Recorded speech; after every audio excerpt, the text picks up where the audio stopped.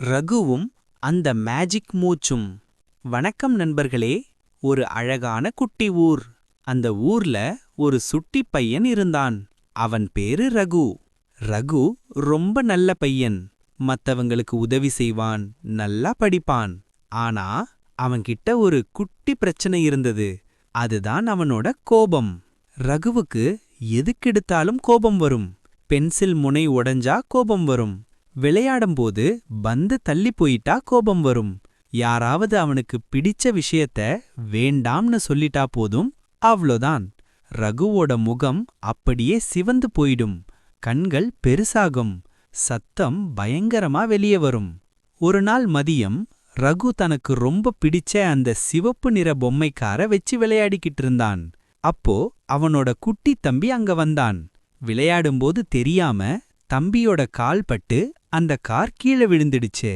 அவ்ளோதான். ரகுவுக்கு உச்சந்தலைக்கு கோபம் ஏறிடுச்சே. ஏய் போ, தொடாதேன்னு சொன்னல்ல, போ இங்கிருந்து அப்படின்னு கத்துனான். தம்பி பயந்து போய் அழ ஆரம்பிச்சான்.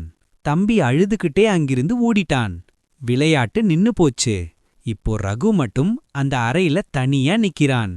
அவன்கிட்ட கார் இருக்கு, ஆனா அவன் கூட விளையாட தம்பி இல்ல. அப்போ ரகு யோசிச்சான், நான் கோபப்படுறப்போ ஏன் எல்லாரும் என்னை விட்டு போறாங்க? கோபம் வந்தா எனக்கு ஏன் சந்தோஷமே இல்லாம போகுது?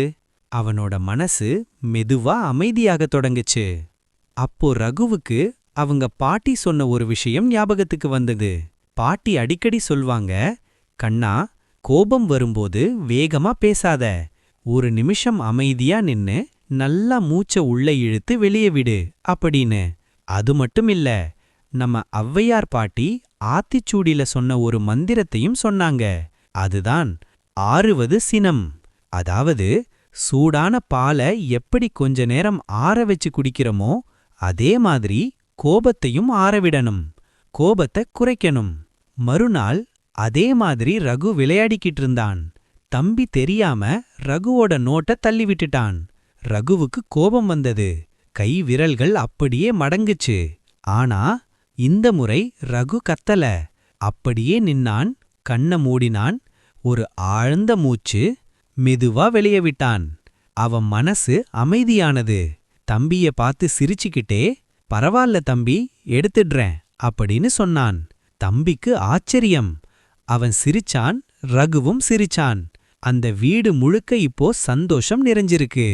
நண்பர்களே, கோபம் வந்தா நம்ம மனசு சின்னதாகும்.